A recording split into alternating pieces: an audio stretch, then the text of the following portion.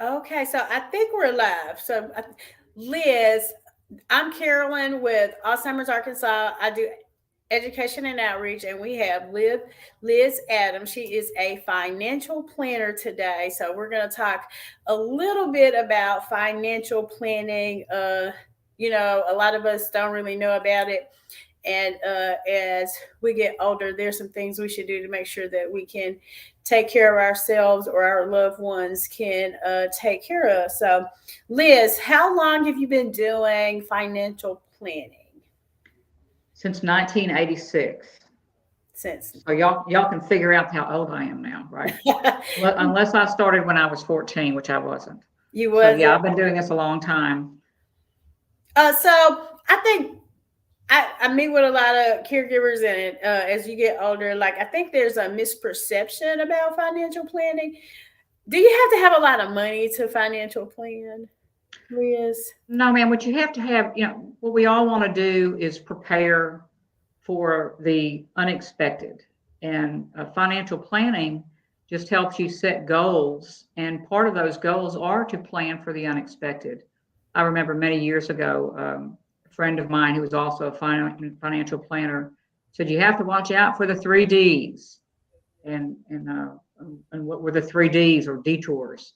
And she said that they were disability, Mm-hmm. divorce, and death. Those are the three Ds, and you have to prepare for those things. And as it applies to Alzheimer's Arkansas, I would say that finding, we have the statistics for that particular disease is that over half the people over 85 have it, Mm-hmm. and 3 out of 5 people over 65 will at some point in time need assisted living or nursing home care. So knowing that, how do you plan for that? So, and you do it with your money.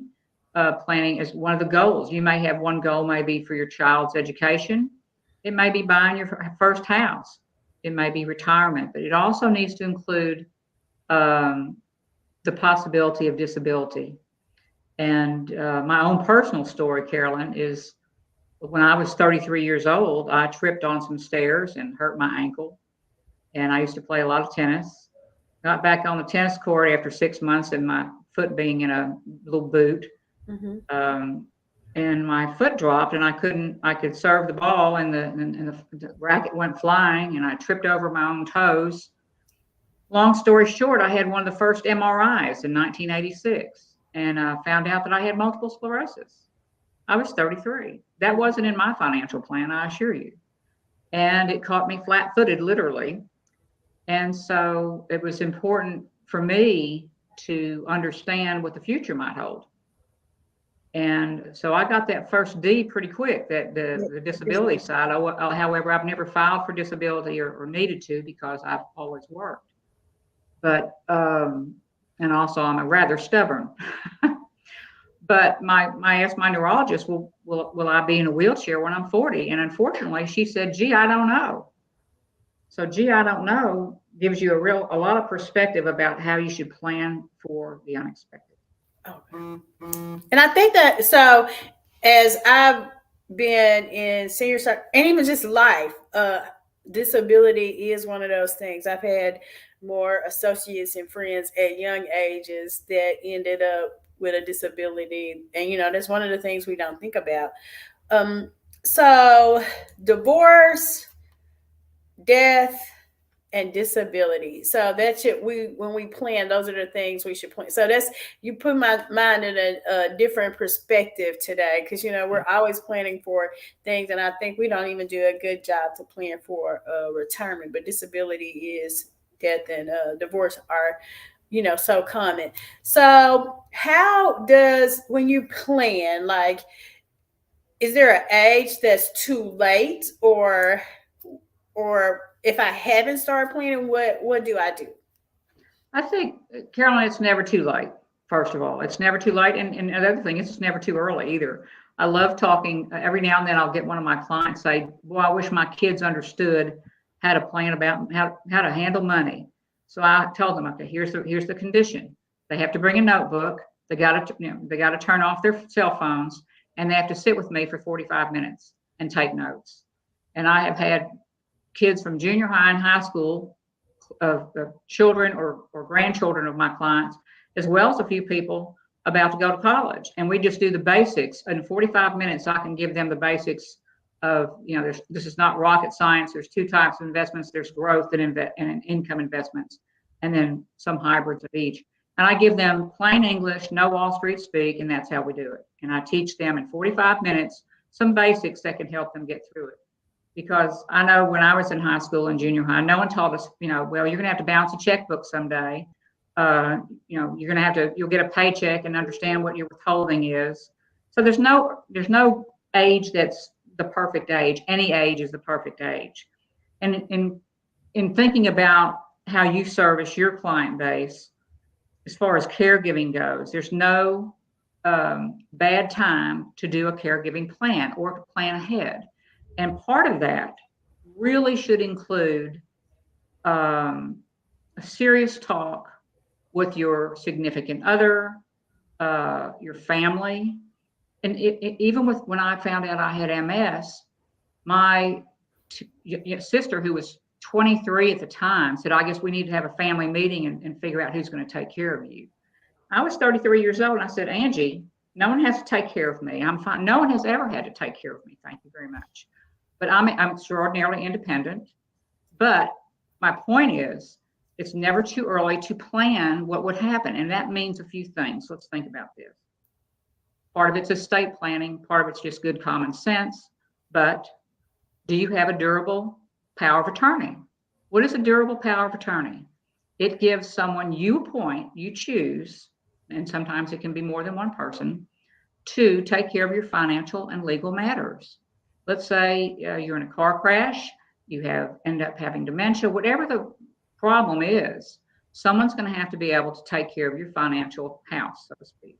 Mm-hmm. Pay your mortgage, pay your car payment, pay whatever it is, make sure all these things are taken care of for you.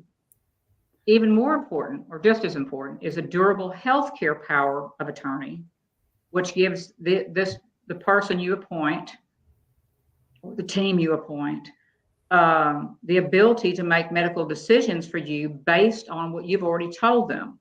The time to do this is not when you're laid up in the hospital bed. Mm-hmm. The time to do it is before that, okay? So you have a durable healthcare power of attorney, sometimes known as a living will, but also as very good, like an advanced directive of what your wishes are. Now, when I had mine done several years ago, I called my partner, my son, and my older sister. And she's not my oldest, she's the oldest of my younger sisters, how's that? And I said, we need to have a meeting at my house at 6:00 on Saturday. And don't bring your husband and don't bring your kids. I'm gonna need an hour of your time. And I had my attorney prepare the paperwork listing these three people, my son, my sister, and my partner, as my attorney of fact. So here it is, and they were sitting there looking at me, and I said, okay, I don't want any disagreements, but if I bonk my head or whatever happens to me, here's what I want. And here, how, do you want to be on a ventilator? Or do you want them to do chest compressions or electric shock? And as time, you give your how you want to live, mm-hmm. and how you want to go.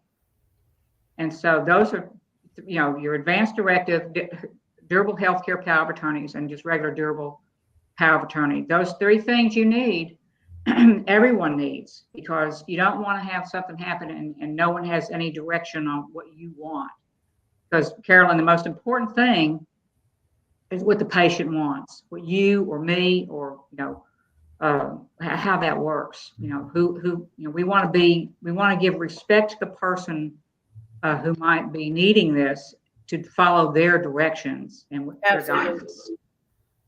I totally agree. The power of attorney, and I usually educate, like, as soon as someone turns 18, they need to have a power of attorney and know what you want, and you can change it at any time, right? And because as we grow older too, our perspective on life changes and what we want. So you can change the people and what you want. So that's a very smart part of the financial planning. So if it was anything out here that you would just one thing to people that are watching. So, of course, we have a broad audience. Caregivers come in all ages, children, neighbors, um, old, young, just if it was one thing that if it's one piece of advice that you usually give to anyone, what would it be? Plan. Plan. That would be it. Plan. And there's a book. I wrote this down for you that really talks about a caregiving plan. So let me give you a little bit of information on this. Okay. The name of the author is Aaron Blight, Blight. The name of his book is When Caregiving Calls, Guidance as You Care for a Parent, Spouse, or Aging Relative. And what he does basically focuses on 5 questions. And this is a long answer to your short question, Carolyn. Okay. Those 5 questions are: what care is required? When is it needed? Where will it be received? And that's important. Yes.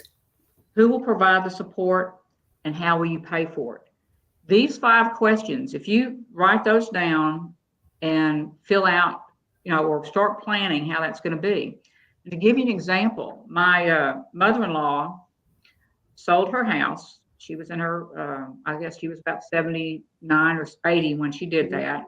She was a widow, and moved to an assisted living place. And she said it was her idea. She knew lots of people there and had some friends there, lunch buddies, the whole bit.